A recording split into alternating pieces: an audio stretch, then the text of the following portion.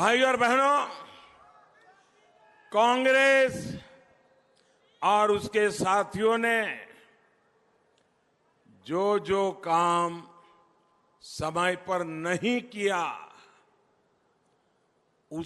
उसे पूरा करने में आज देश की जो ऊर्जा, देश का जो पैसा, देश का जो संसाधन लग रहा है, उसके गुनहगार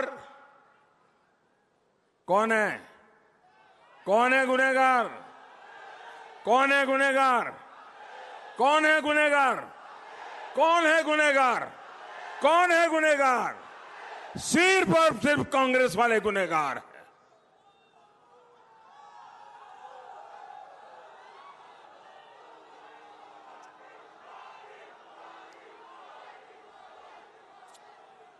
मैं ये भी दावे के साथ कह सकता हूं कि अगर कांग्रेस सत्ता में रहती तो ये काम भारत की आजादी के 100 साल तक भी पूरा नहीं करती, ये मैं विश्वास से कहता हूं।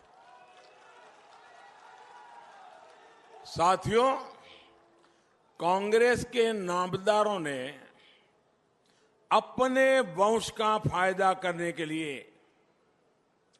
देश की कई पीढ़ियों के साथ अन्याय किया है।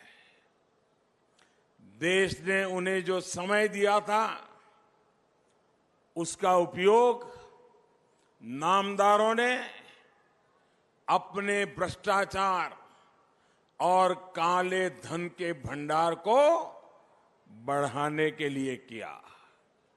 साथियों, मैंने कहीं पढ़ा कि राजस्थान के कांग्रेस के मुख्यमंत्री ने कहा कि मोदी तो एक्टर है, एक्टर।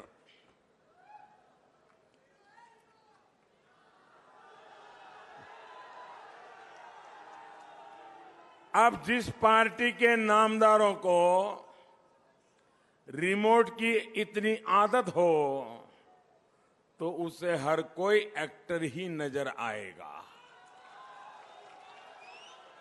चाहे रिमोट से सरकार चलानी हो या फिर रिमोट से वीडियो गेम खेलना हो, एक्टर से आगे ये लोग कुछ सोच ही नहीं पाते। और इसीलिए एक प्राइम मिनिस्टर इन वेटिंग के समझदार होने के इंतजार में, prime minister in waiting. Congress ने 10 साल तक, मुझे जो एक्टर कह रहे हैं उनको पता होना चाहिए, उन्होंने 10 साल तक इस देश पर एक एक्टिंग प्राइम मिनिस्टर थोप दिया था।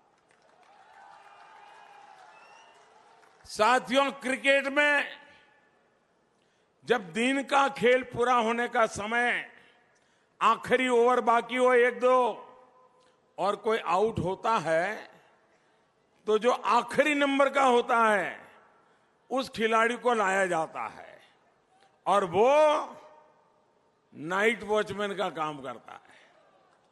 नाइट वॉचमैन भेजते हैं, जो अच्छे खिलाड़ी हैं उनको नहीं भेजते हैं।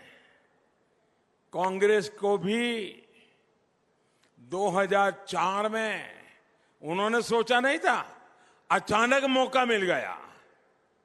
और जब अचानक मौका मिल गया तो राजकुमार की संभालने की स्थिति नहीं थी। खुद परिवार को राजकुमार पे भरोसा नहीं था, कांग्रेस को भरोसा नहीं तैयार था, और इसलिए राजकुमार तैयार होने तक परिवार का वफादार वॉचमैन बिठाने की योजना बनी। और उन्होंने सोचा कि राजकुमार आज सीखेगा, कल सीखेगा। सब इंतजार करते रहे, भरपूर ट्रेनिंग देने की कोशिश भी की गई, लेकिन सब कुछ बेकार हो गया। लेकिन इस कोशिश में देश के 10 साल तबाह हो गए, बर्बाद हो गए। एक्टिंग पीएम रिमोट उनके पास नहीं था, कहीं और था। देश की चिंता छोड़ वो कुर्सी की चिंता में ही लगे रहे। 10 साल देश ने ऐसी सरकार देखी कि हर तरफ हताशा, निराशा फैल गई। आखिरकार 2014 में इन लोगों को देश की जनता ने निकालकर बाहर कर दिया।